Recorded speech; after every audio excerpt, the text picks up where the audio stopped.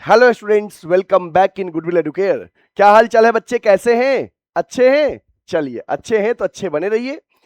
Students, जैसा कि आपको थंबनेल देख के समझ में आ रहा है कि आज के लेक्चर में हम डिस्कस करेंगे public private and global enterprises, जो क्लास 11th बिजनेस स्टडीज का चैप्टर 3 है। इसका पार्ट 2 आज हम लोग डिस्कस करेंगे। और इस वीडियो में आज हम आपको बताएंगे मल्टीनेशनल कंपनी क्या होता है, उसके एडवांटेज एंड फीचर्स के बारे में बताएंगे, है ना, ज्वाइंट वेंचर के बारे में और पब्लिक प्राइवेट पार्टनरशिप के बारे में बताएंगे। तो आप इस वीडियो के एंड तक बने रहिएगा ताकि इस टॉपिक से रिलेटेड आपका कॉन्सेप्ट अच्छे से क्लियर हो जाए। ठीक है, चलिए। और इसमें यह भी बताएंगे कि बोर्ड एग्जाम में, एनुअल एग्जाम में, हाफ ईयरली में इस चैप्टर से कौन कौन से क्वेश्चन पूछे जाते हैं, वो इंपॉर्टेंट क्वेश्चन ही बताएंगे। ठीक है, तो चलिए सेशन की शुरुआत करते हैं दमदार लाइक के साथ। सही बच्चे, फटाफट सेशन को लाइक कर दीजिए। चलिए आगे बढ़ते हैं बच्चे। देखो, मल्टीनेशनल कंपनीज क्या होता है, जिसको इन शॉर्ट हम लोग कहते हैं एमएनसीज। क्या होता है बताओ? जैसा कि नाम में ही रहता है, मल्टीनेशनल, एक ऐसा कंपनीज जिसके ब्रांचेज कई सारे कंट्रीज में हो, कई सारे कंट्रीज में, कई सारे नेशंस में उनके ब्रांचेज रन होते हैं, उसे हम बोलते हैं मल्टीनेशनल कंपनीज या ग्लोबल इंटरप्राइजेज। आपके सामने मैंने बहुत सारे कंपनी का नाम लिखा है। आप इनमें से बहुत सारे कंपनी के नाम सुने भी होंगे। एचपी का सुने होंगे, सैमसंग का सुने होंगे, फिलिप्स का सुने हैं। तो बच्चे, गूगल का एक ऐसा कंपनी जो कई सारे कंट्रीज में अपने ब्रांचेज को ऑपरेट करता है, उन कंपनी को हम मल्टीनेशनल कंपनी कहते हैं। ये जनरली टेक्नोलॉजी, एडवांस टेक्नोलॉजी का यूज करते हैं, रिसोर्सेज ज्यादा इनके पास होते हैं, मैन पावर ज्यादा होता है, ठीक ना, इनोवेटिव आइडियाज इनके पास रहता है और इनोवेशन वर्क परफॉर्म करते हैं। ठीक है, तो इन कंपनीज का नाम आप देख लो। ये सब जो कंपनीज है, these are multinational companies, these are the global enterprises. ठीक है,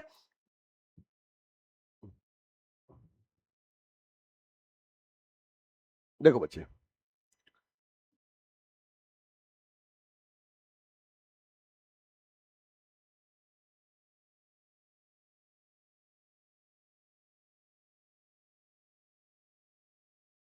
देखो, मल्टीनेशनल कंपनीज, मल्टीनेशनल कंपनीज कहते हैं multinational companies, in short MNC is a company that operates in more than one country, that operates in more than one country. एक ऐसा company जो एक से अधिक कंट्री में ऑपरेट होता है, उसे हम मल्टीनेशनल कंपनी कहते हैं।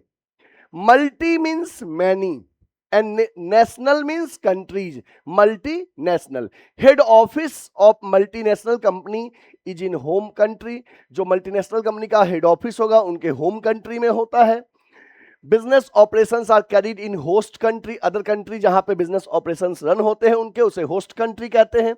मल्टीनेशनल कंपनी को हम लोग ग्लोबल इंटरप्राइजेज भी कहते हैं, ट्रांस नेशनल कॉर्पोरेशन भी कहते हैं, इन शॉर्ट टीएनसी कहते हैं इसे, और इंटरनेशनल इंटरप्राइजेज भी कहते हैं। कुछ एग्जांपल आपके सामने है, कोका कोला का, हुंडई का, नाइकी का, सोनी का, सैमसंग, एलजी, रिबॉक। ठीक ना, these are the companies which operates their business in multi nations, so these are called multinational companies। ठीक है, प्लीज नोट दिस। बच्चे, इसको जल्दी से नोट करिए, आप सब वीडियो को पॉज करिए और जल्दी से नोट करिए। हो गया? चलिए आगे बढ़ते हैं।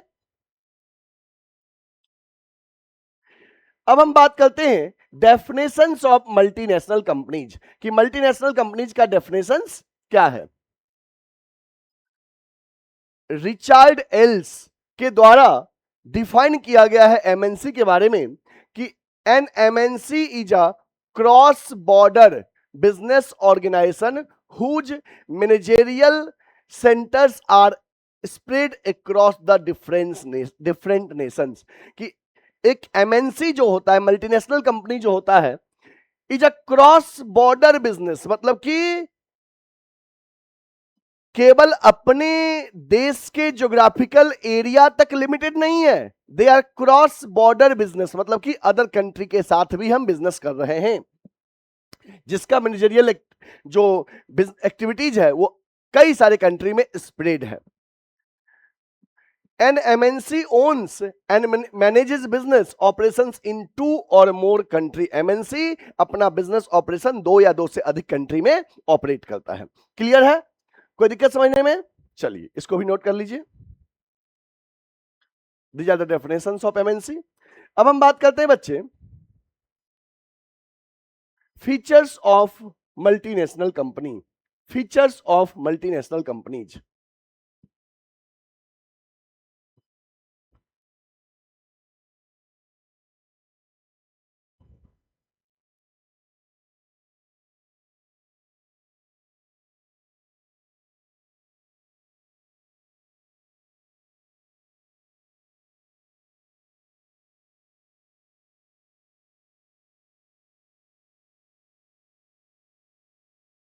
मल्टीनेशनल कंपनी के फीचर्स की बात करते हैं, रिपीट कर गया यहां पे, ठीक है।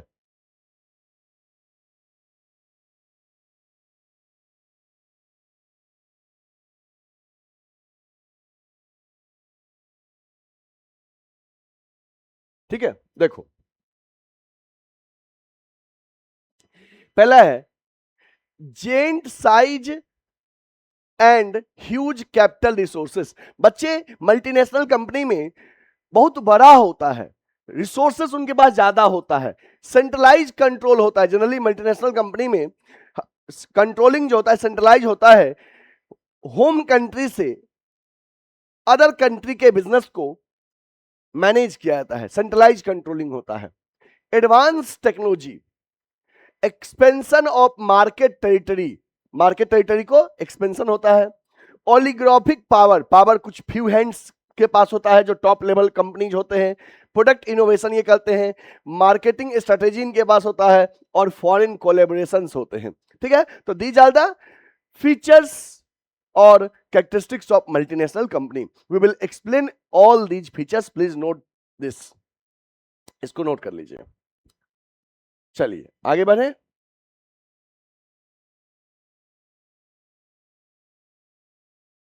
हाँ, फीचर्स ऑफ मल्टीनेशनल कंपनीज, देखो बच्चे,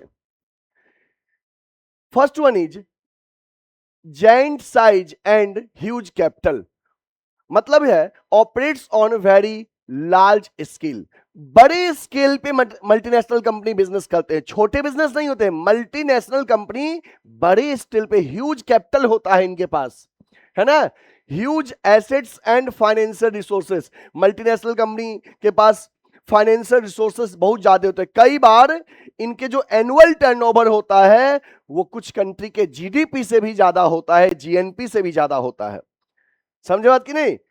एमएनसी, कुछ ऐसे एमएनसीज हैं जिनके पास जो एनुअल टर्नओवर है वो एक कंट्री के जीडीपी और जीएनपी से भी ज्यादा होता है, ऐसे ऐसे कंपनीज हैं।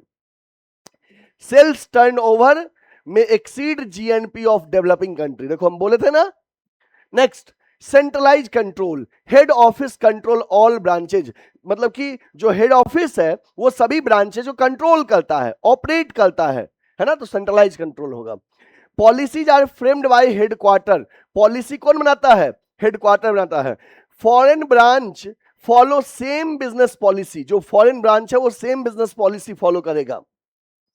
एडवांस टेक्नोलॉजी, ये लोग लेटेस्ट प्रोडक्शन टेक्नोलॉजी का यूज करते हैं, वर्ल्ड क्लास प्रोडक्ट इनका रहता है।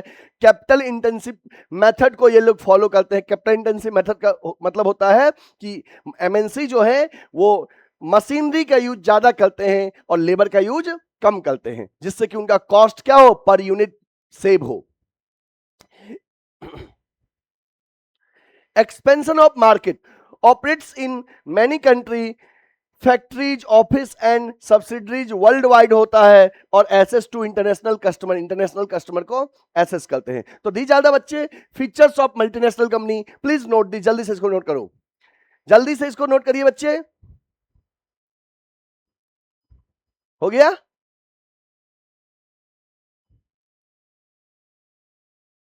चलिए, हो गया तो बहुत अच्छी बात है, आगे बढ़े। और भी फीचर्स हैं।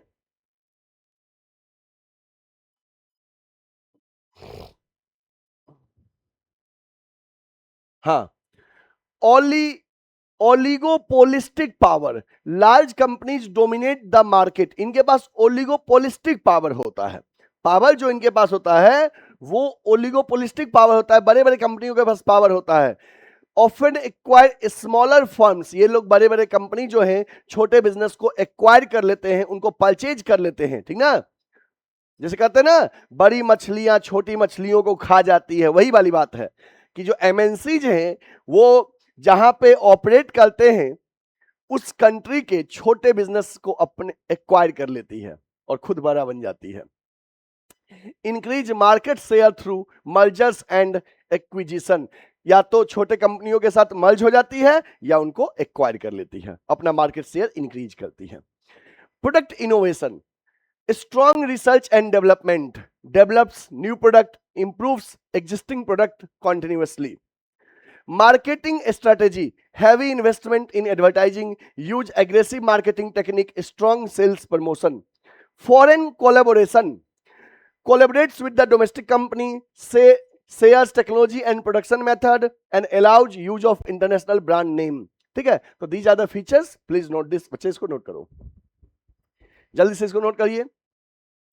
फीचर्स ऑफ मल्टीनेशनल कंपनीज, ठीक है। देखो पॉइंट वाइज हमने लिखा, आपको एग्जाम में ऐसे ही पॉइंट वाइज लिखना होता है, जब आप पॉइंट वाइज लिखोगे तो मार्क्स मिलेगा, ठीक है।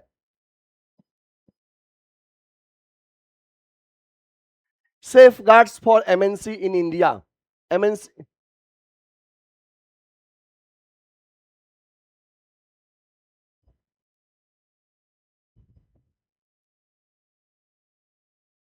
Enter only high tech industry, MNC generally high tech industry में एंटर करते हैं। Brings direct foreign investment, FDI, foreign direct investment. Improves balance of payment, country का बैलेंस ऑफ पेमेंट क्या होता है, इससे इंप्रूव होता है। Encourage healthy competition and avoid destroying a small domestic industry, ठीक है। These are the safeguards of MNC, MNC के लिए सेफ गार्ड्स है, ठीक है। ओके, नोट कर लीजिए। ज्वाइंट वेंचर, बच्चे अब हम बात करेंगे ज्वाइंट वेंचर क्या होता है। जब दो फर्म आपस में मिल जाता है उसे ज्वाइंट वेंचर कहते हैं, ठीक ना। उसे क्या कहते हैं, ज्वाइंट वेंचर। इससे क्या होता है, कंपटीशन कम हो जाता है, रिसोर्सेस ज्यादा मिल पाता है, ठीक ना। अच्छे टेक्नोलॉजी का यूज बोथ फर्म कर पाता है। These are the joint venture, दो फर्म आपस में मिलके और बिजनेस को रन करते हैं, दोनों का एग्जिस्टेंस यहां पे मेंटेन रहता है। These are the joint venture. देखो कुछ कंपनीज के नाम मैंने लिखा है ज्वाइंट वेंचर के।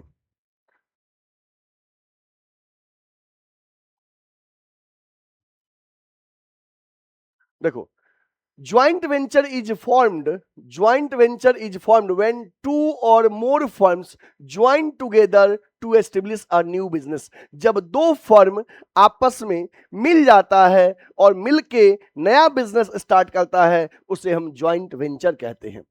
बोथ फर्म कंट्रीब्यूट कैपिटल, यहां पे सारे दोनों ही फर्म कैपिटल कंट्रीब्यूट करेगा।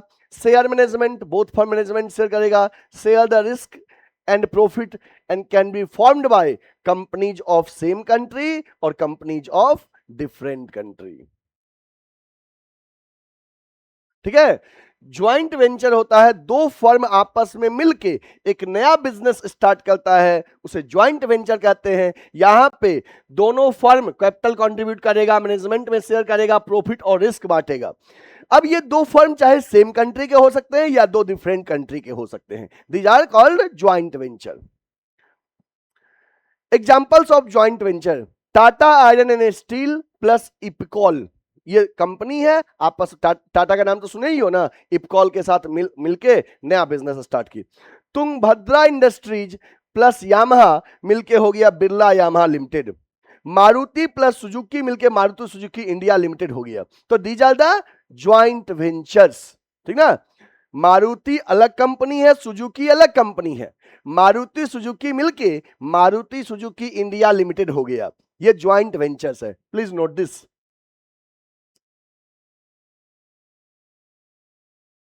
हो गया? Okay. Features of joint venture, joint venture के फीचर की बात करते हैं।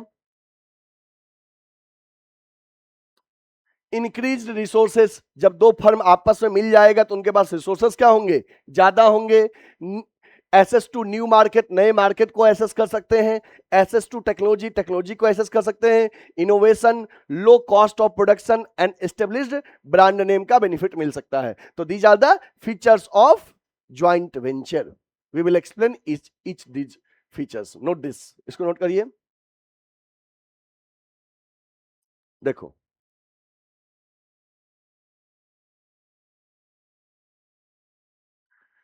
Features of joint venture, increased resources, resources ज्यादा रहेगा, जैसे बेटर फाइनेंशियल रिसोर्सेस रहेगा, better human resources, faster business expenses. क्यों? जब दो फर्म आपस में मिलेगा तो दोनों का रिसोर्सेस एक हो गया ना जी।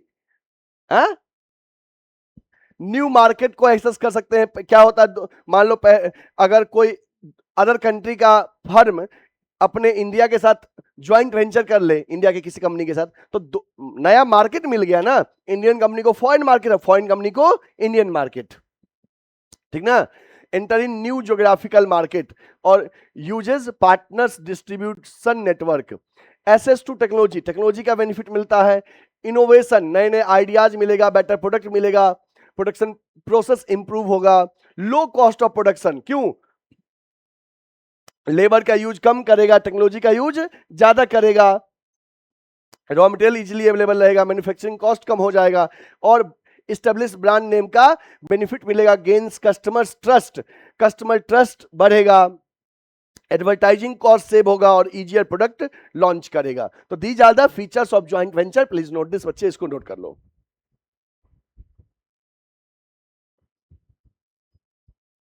ठीक है, इसको नोट करिए। हो गया?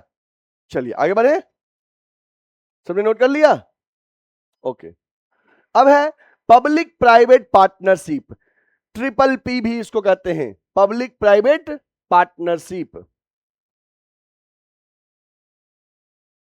पब्लिक प्राइवेट पार्टनरशिप मतलब कि गवर्नमेंट कंपनी और प्राइवेट सेक्टर मिलके पार्टनरशिप में जब बिजनेस स्टार्ट करता है तो उसको पब्लिक प्राइवेट पार्टनरशिप कहते हैं। गवर्नमेंट कंपनी का एम होता है सर्विस मोटिव, अब प्राइवेट का होता है प्रॉफिट मोटिव। प्राइवेट के पास टेक्नोलॉजी ज्यादा होता है, गवर्नमेंट के पास रिसोर्सेज ज्यादा होता है, तो दोनों आपस में मिलके और एक अच्छा बिजनेस रन करते हैं साथ में, उसे पब्लिक प्राइवेट पार्टनरशिप कहते हैं प्रॉपर कॉन्ट्रैक्ट के अंदर। ठीक है, देखिए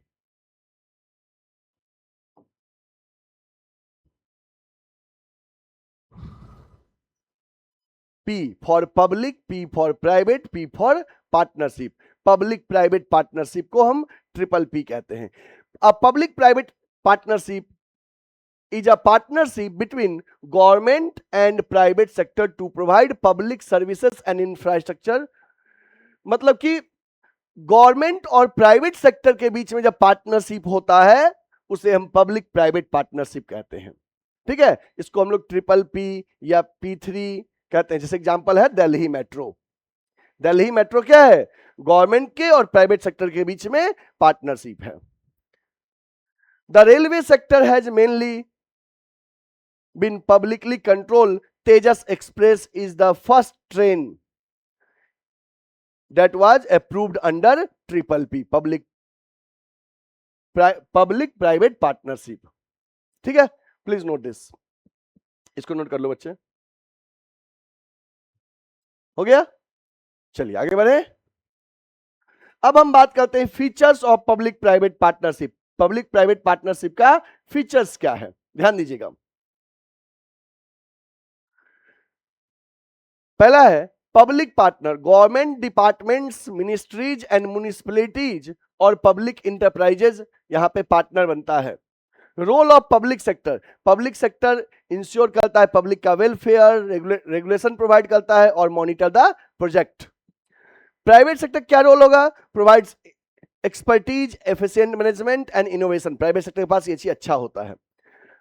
contract between public and private sector के बीच में कॉन्ट्रैक्ट होता है।